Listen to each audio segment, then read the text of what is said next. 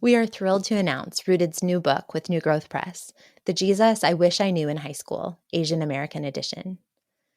Being a teenager is itself an overwhelming experience, but the struggles unique to Asian American teenagers can often lead them to wonder if anyone truly knows what they're going through. In this book, 12 authors come alongside Asian American students to share their own high school experiences, helping students to see how Jesus makes a difference in our unique struggles. Jesus sees them and knows them fully. These testimonies of growing up Asian American include struggles with belonging, performance pressure, fear of failure, living in an honor-shame culture, eating disorders, sexual assault, and adoption. The writers now walk faithfully with Jesus in their ethnic and cultural distinctions. These stories lift up the Asian American experience with dignity, offering representation and belonging. We hope you'll read this book and share it with the Asian American teenagers in your home or church. You are listening to the Asian American Youth Ministry Roundtable, part of the Rooted family of podcasts, advancing gospel-centered youth ministry for those serving in Asian American contexts and their students, equipping those serving to more effectively disciple students, and empowering families and churches to minister to Asian American youth more faithfully. Hello again, and welcome to the Rooted Asian American Youth Ministry Roundtable podcast. I'm your host, Dorothy Lau, and I serve as the youth director at the Chinese Bible Church of Maryland in the Washington, D.C. metropolitan. Joining me today, again, are friends and colleagues in the faith, Pastors Justin Wong and Terrence Shay. So this week, we are focused on youth and family ministry, equipping opportunities and resources. To be a little bit more specific in that, we're talking about things that have been most beneficial for our own ministries, ways that you too may be able to participate in or receive from Rooted or other networks and resources. And so we want to give some tips and some little tricks that have been advantageous for us personally and in community and within our ministry contexts. So as I proceed, I do want our guests to introduce themselves once more. So again, give us a rundown about you, where you serve, and share one of your most memorable mentors. And maybe that's a little bit of a question you have to think about. So I can go first and just be able to let you think. One of my more memorable mentors was the first supervisor I had when I started off in ministry, in full-time ministry, more or less. It was an internship a little over 10 years ago. And this guy's like a second uncle to me. He was my former senior pastor at my previous church. And the first thing that we learned in that internship was that ministry, or at least serving in ministry, is self-feeding. Ministry is self-feeding, because if you don't go to God to get spiritually fed, you're going to start looking to get fed from every other place, and that's not going to be healthy nor sustainable. So what I really learned from my mentor, Dr.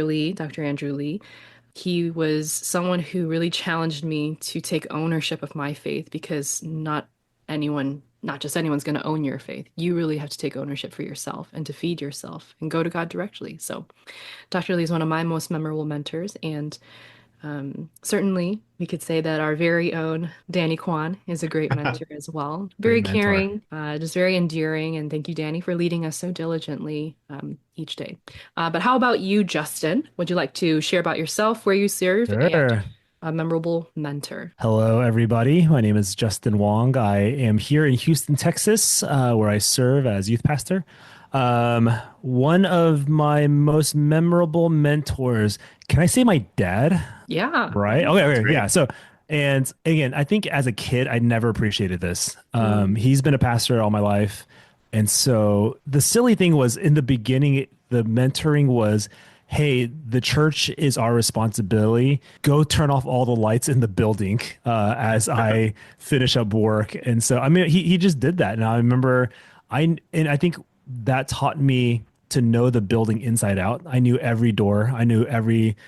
And I knew where every trash can was. And so that was so long ago. And even now, I'm getting advice from him on how to navigate these moments in ministry where he has the scars to go, hey, I know how it feels. And so he's probably the one guy I go to the quickest. And I run all of the advice against what my dad has to say. you know. Yeah, it's a great relationship that you have with him. Yeah, it's been up and down. I'm like, as a kid, you never really appreciate it Mhm. until like you're a lot older and you're like, oh, okay, he's not as, whatever as I thought. He's actually smarter than I thought. Hmm. He is smart like Danny Kwan. Oh, Wow, nice tie-in. I oh, know. oh, okay. Shout out to Danny. All right. How about you, Terrence? All right. Well, I'm Terrence Shay. I'm the family pastor at First Chinese Baptist Church of Walnut here in Southern California. And the mentor I'm going to bring up, I'm not going to say his name, but he's somebody not so much mentoring me via his words or like, super deep teachings or anything like that. It wasn't very like instructional or didactic, but it was the way that I saw how he lived and how he served. And so how I came across this man and his family was he was an intern, pastoral intern at my church when I was still at that place of being uncommitted towards pastoral ministry. I wasn't even thinking about it, but I saw him come into our church and he just started to serve. He cared for people, loved people. I went to the seminary that he ended up graduating from.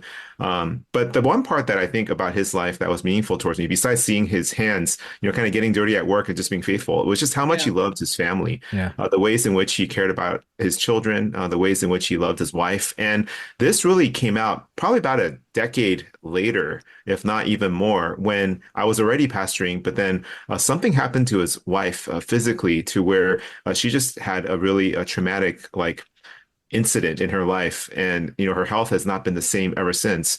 But then I just see him even in the midst of navigating pastoral ministry, among other things, just caring for her and dropping everything, laying down everything just to walk beside her and to do whatever she needed. And even now, he's not in pastoral ministry anymore. He works a normal job. But all of that is so that he's able to be there and to continue to support and to serve and to lead his wife. And that's so much of an encouragement to me even now, to see that there's these primary commitments as a Christian that you keep as you strive to follow Jesus. And so he's someone that impacts me even today. Yeah. Awesome. A lot of demonstration and modeling, right? Mm. Yeah. Sometimes the best mentors, like you said, aren't necessarily within the instruction, but in living practically what they have been preaching. Yeah, for sure. That consistency. Yeah, and Danny Kwan loves his wife, so that's my tie-in right there. So good. I appreciate So him for good. that. Yeah. Amen to that. We love you, Danny. So, like I said, this week we're focused on youth and family ministry, equipping opportunities and resources. I think there's just two big areas that I want us to touch upon because a few things I've just been hearing more and more in the last couple of years is A, pastors need friends too. Mm. B, it's important to continue learning. Mm-hmm. So kind of going on that first premise that pastors need friends too, let's talk about some ministry gatherings. What networks, gatherings, or equipping opportunities have been most advantageous for you and your ministry, and how? Maybe we can start with Justin. Can I say rooted? Is that fair? Of course, Okay, you so can say your father. that You seems can say appropriate. rooted, I know yes. I'm gonna go with the easy ones. No, like, but in all honesty, I think as a Asian American steering committee, which I mean, I think we're always looking for people, right? Like, I think Yeah. that's constantly the thing. But I mean, we haven't been together for we've been together less than a year, and this group of people, y'all too. I mean, this has been a lifeline. Like, honestly, like there's what I'm going through right now in my season in life. Like, there's no way for me to spiritually, emotionally, even physically go through this without you guys checking in almost every day through text messages and these things. And so, getting around a group of people where you can just be super raw and honest, like that's something where I'm like, man, these are the things that keep you not just in ministry, but just kind of connected, tethered to the faith. Yeah. And so what I appreciate about this network is we joke. I think we're funny. I think we're smart. I mean, we got Danny at the lead, right? Like, but at the end of the day, I mean, like we point our eyes back to Christ. And I think that's the beauty of this. Another really cool network that we were able to kind of start when I first started, we just did a Houston Chinese church network of youth pastors. And so it was, we met once a month, over breakfast, and there's no agenda. It was just, hey, how is everyone doing? Where are we at? Share some resources. And we did it every month for the last 15, 16 years. Wow. Yeah. I And love so, March. yeah, it's pretty nuts. And so Yeah, we've seen like iterations of people come in and out.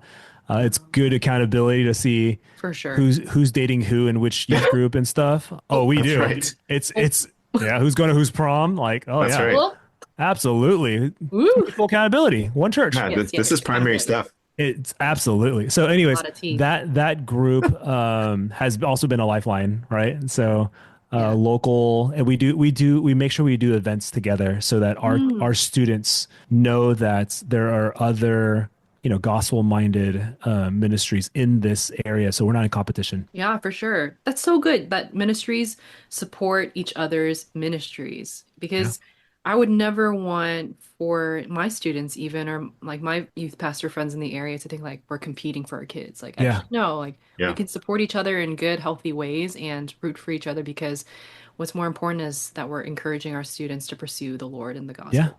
Well, and what's cool is I'm like, hey, if you can't really jive with our youth ministry, like we are who we are, but Yeah. if you can't connect here, go to my friend, like go to this other one, Like because there's a I know, space for you. yeah, absolutely. I'm like, hey, they got great programming, they got solid teaching. Go over there. You live closer, anyways. Mm. You know. In the same way, in the reverse, like they're trying to not be repentant in my youth ministry, and they go to another youth ministry.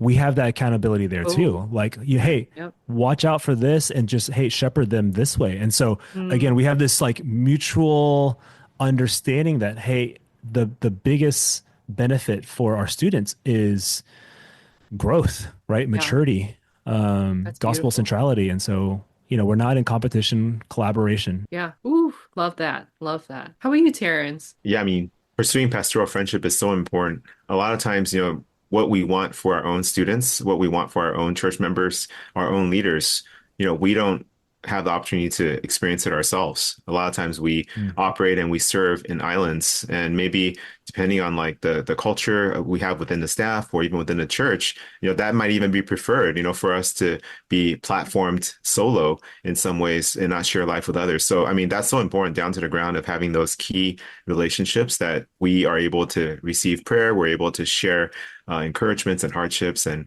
yeah, in my life, there's a local pastors fellowship that I'm committed to, and it's been that way probably for over a decade as well.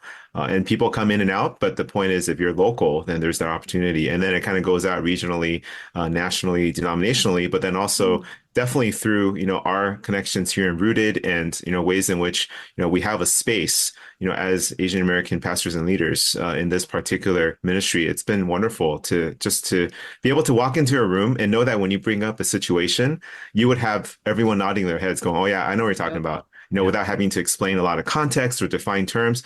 There's just that, kind of wall breaking that's already taken place, when you invest in those relationships. And so I couldn't agree with Justin more.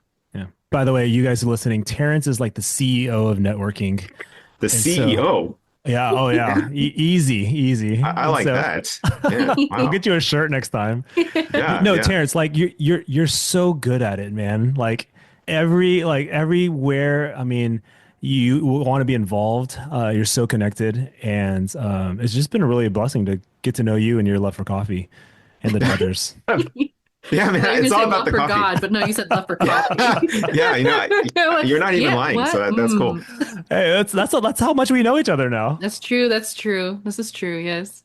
I would say it's a very small world in our circle, so it's definitely a joy to have, our three lives amongst others in our steering committee, just to be able to crisscross and build each other up. But Yeah, we're always how connecting. wild is that though? Like, like when would we ever thought this would be possible? And so we're living in such a crazy, and this is the Because beauty Danny of Kwan made it possible. he Oh, made it nice. possible. I'm like, if it wasn't for him, we would have never have been together. It's just, Yeah. man, it's so good. Well, I mean, speaking of that, I hear commonly in what you both responded to is you need to be, or it's important to be as connected locally as it is regionally or nationally. Rooted is a national network, right? Yeah. Mhm. But if you're serving in an area where, there are other churches, so likely there may be other youth pastors or family pastors or children's directors and pastors. It's good to get connected. It may Yeah. be a little awkward at first because honestly, when I first started off in Rooted in 2021, Terrence, you and I, that was our first Rooted conference. Yep. And since then, it's like, hey, we get to see each other at every other ministry national function, and Yeah. it's helped to develop friendships that have become more and more familiar and more of a blessing because we start to see the different seasons of life in ministry. And Mhm. even hearing about your kids growing up too, like I think it's just wonderful to see growth and growth in friendship, growth in families, growth in our ministries. Yeah. So for sure, I encourage our listeners, find that local ministry. I myself am also involved in a local youth pastors cohort network, and that's actually multi-ethnic more so than just Asian American specific. But the fact is that we see the importance of getting together, supporting one another, and definitely having accountability and talking about ways that we can partner as well as to encourage each other in our ministries. Yeah, something that I want to recommend to you guys as well, especially because we're part of the Asian American podcast here, is that we Mhm. have a Rooted regional group that meets online every single month. So if you're not Like able it. to connect regionally or physically or personally, there's that group that Zooms every single month, and there's a topic that we discuss, sometimes off of Rooted resources, but then other times just really catching up with each other. It's been a joy. I know that as I look around the room, we've all participated in one way or another, and that's enhanced and deepened our connections to the other, pastors and leaders in the country that have chosen to be a part of it. Yeah, Mhm. it's good. And if you're wondering if or how you can join, I believe that the next gathering, online Asian American regional group, will be on Thursday, the 21st of November. It'll be on Zoom, and you can contact Danny for how to get added to that. But essentially, that is very open for those Mhm. who are serving in Asian American Yeah. contexts. And you don't have to be Asian to actually participate, right? No? If you're serving in an Asian American context, the solidarity exists there. So Yeah. if you're looking to join that, that'll be Thursday, the 21st of November. It starts 12 p.m. Eastern time, or if you're in Central time, it'll be 11 a.m. If you're in Mountain time, 10 a.m. If you're in West Coast time, I'm sorry, but it's 9 a.m. Okay. Hey, Uh, we get up for y'all. yeah. Appreciate it. Or is it? Yeah, 9 a.m., 12 minus Yeah. 3. So, but yeah, so it's important for pastors to have friends, to have colleagues, to be able to find the camaraderie in ministry. And you're going to probably be tempted, as I am many times, to just keep doing ministry, but you also need to stop or to pause and think about life and how Yeah. ministry is affecting your life. And you want to encourage others as much as you want to be encouraged. So look for these spaces, and Yeah. we see definitely how beneficial they are, not just for the sake of doing it, but because, like I said, pastors need friends too. Yeah. Kind of in that similar vein, I do want to share that we have some upcoming gatherings or training opportunities. So, Terrence, you already mentioned that there's the Asian American Online Regional Group, but Mhm. secondly, we have in-person gathering, and it's a bit farther out. But if you are on the West Coast, like Terrence, we have an Asian American Youth Ministry Training Day coming up.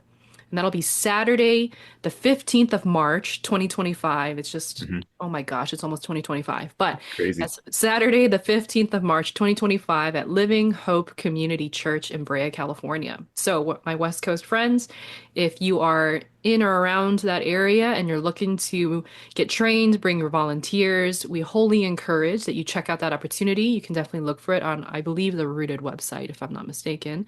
But if not, again, you can ask Danny.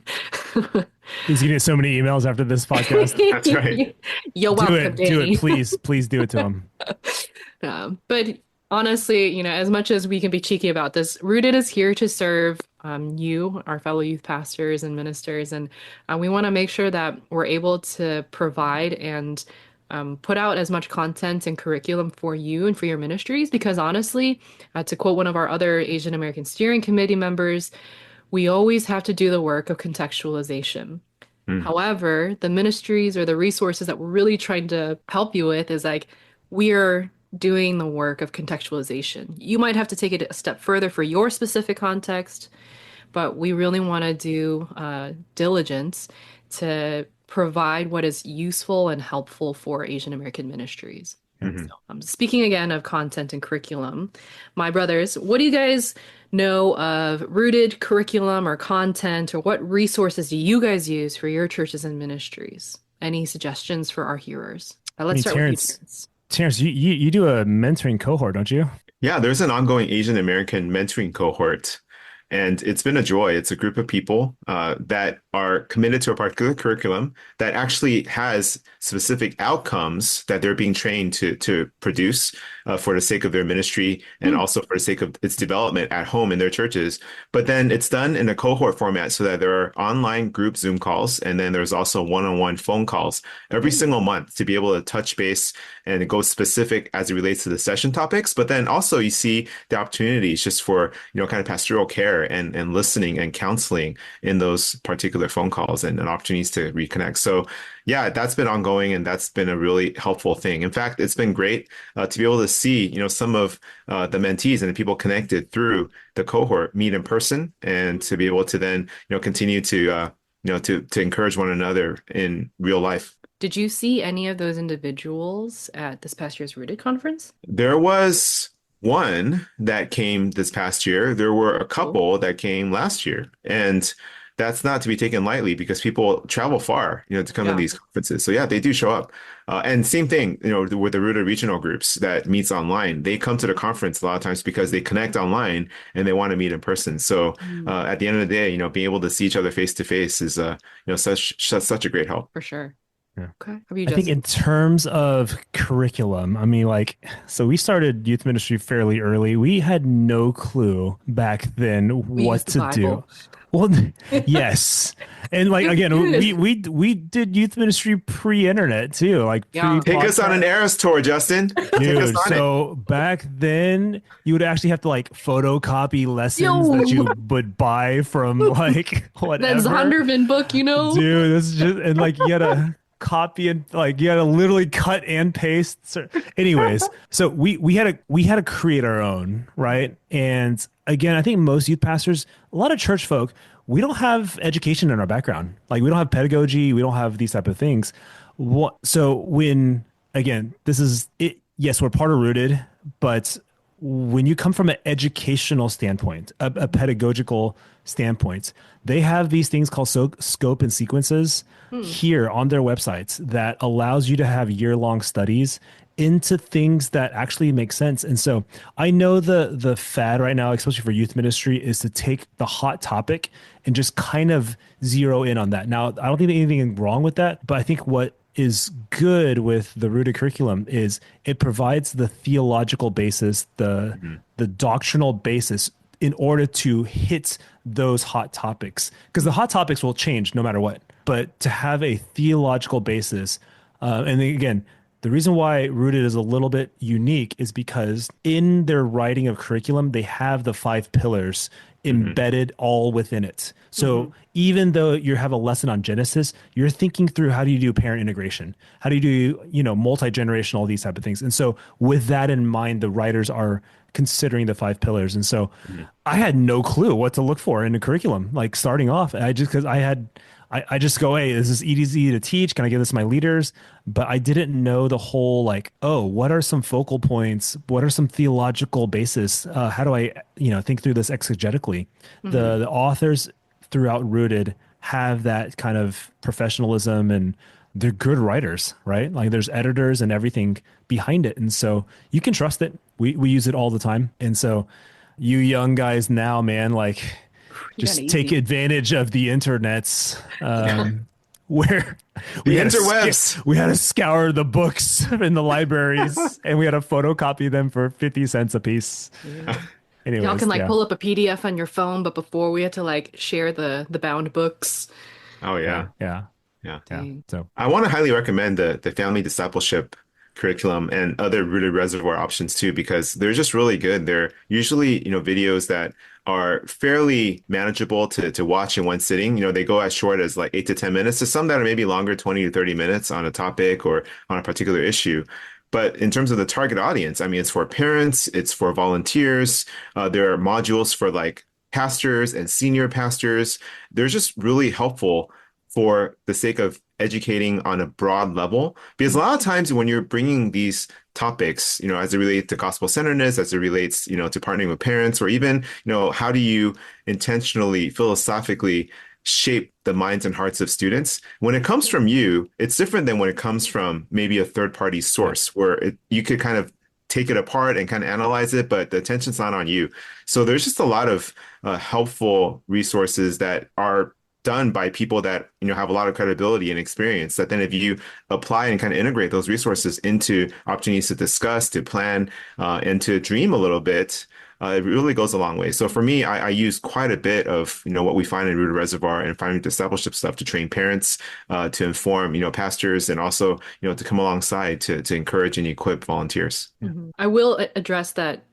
We may have a number of small Asian churches in our audience, and you're probably thinking, is this free? Right?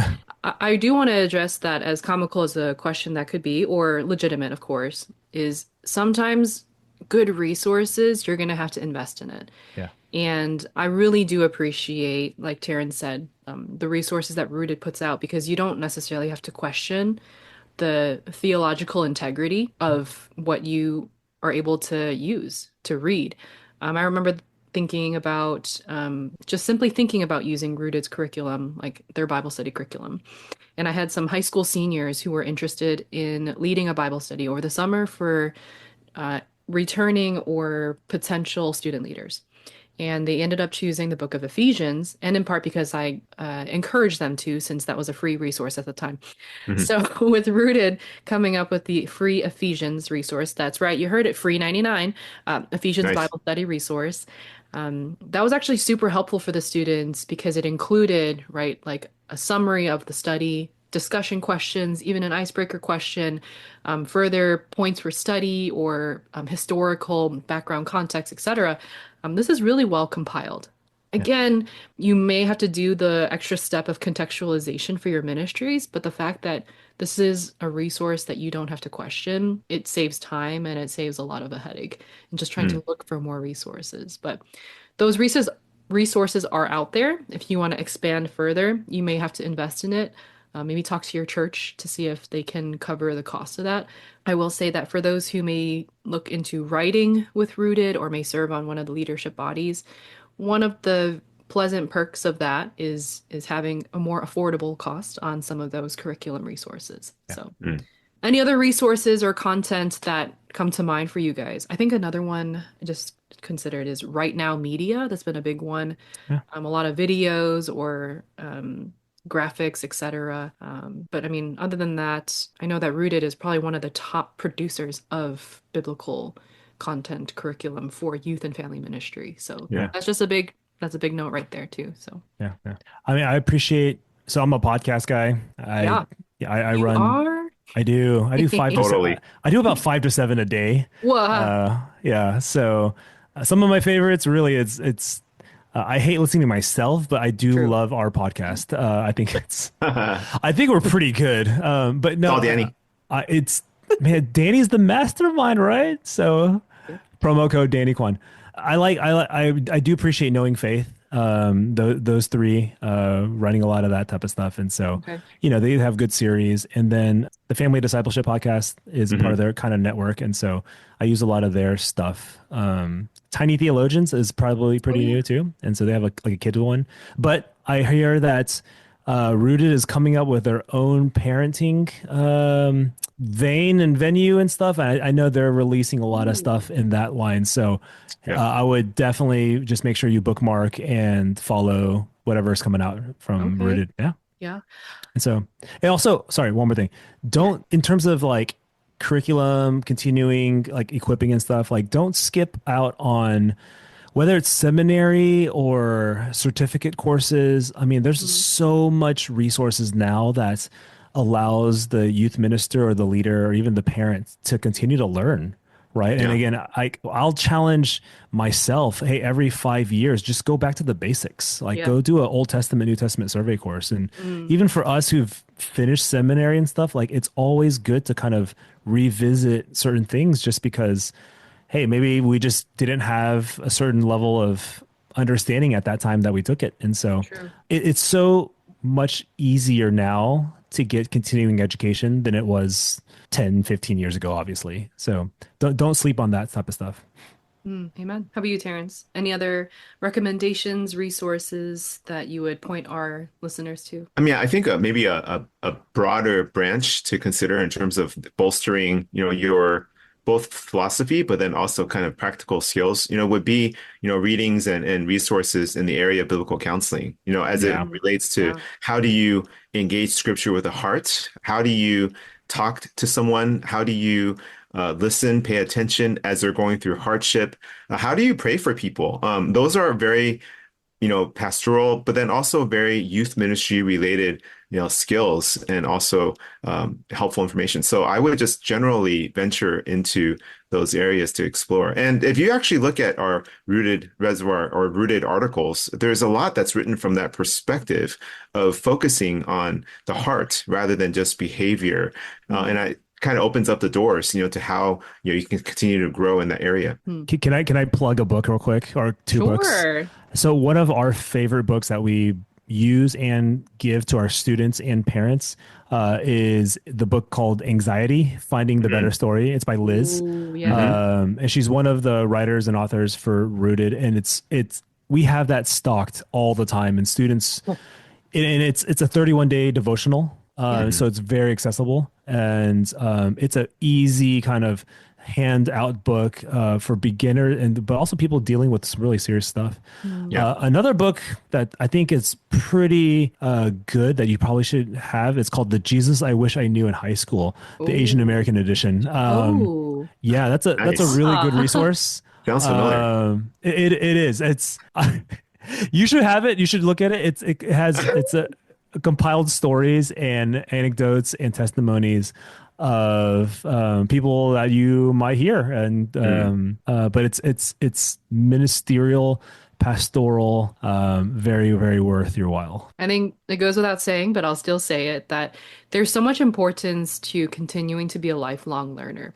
Oh yeah. None of us will have arrived, and the Lord continues to at least to humble and teach me each day something new about myself, something about Him, something about others, and how to not only love others well, but also to follow Him more faithfully and obediently. So in the same way, you might be in seminary or be stewarding your education in some form, but hopefully we can continue to have that attitude and mindset that as we're striving to imitate Christ, we're also striving to understand Him and His Word and, That's good. a plethora of topics, subjects, and how to minister amidst those. So, with that, brothers, thank you so much for your input and for your recommendations. For our listeners, hopefully there's been something here that you've been able to glean and to look into a little further. If you're looking for resources, Rooted's got a ton of them.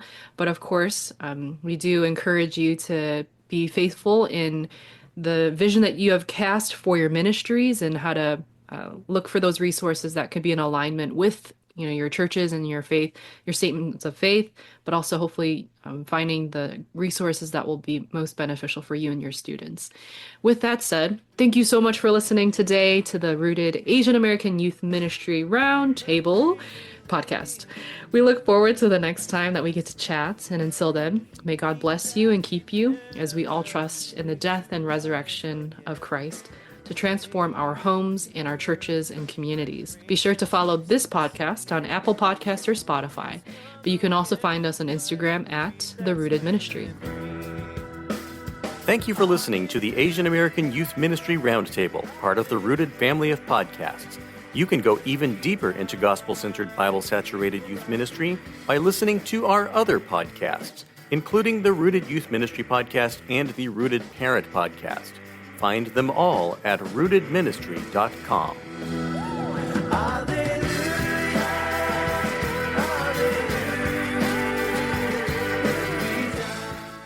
One of the most alarming trends we're seeing in teenagers today is the prevalence of anxiety. If one of your children or a teenager you know is struggling with anxiety, we are thrilled to share a resource to help. Rooted's 2023 book release with PNR Publishing, Anxiety: Finding a Better Story. It's a 31-day devotional for teenagers written by mental health counselor and friend of Rooted, Liz Edrington. As a teenager, Liz felt overwhelmed by anxiety. Now that she's a mental health counselor, she wants to pass on what she's learned. Just understanding what anxiety is makes a big difference. But what makes an even bigger difference is understanding what God has to say about it. With daily scripture readings, breathing exercises, and additional mental health resources, this little book offers comfort and help for teenagers in the midst of their anxiety. We invite them to see how their anxiety fits into God's big story and to learn how Jesus can bring peace.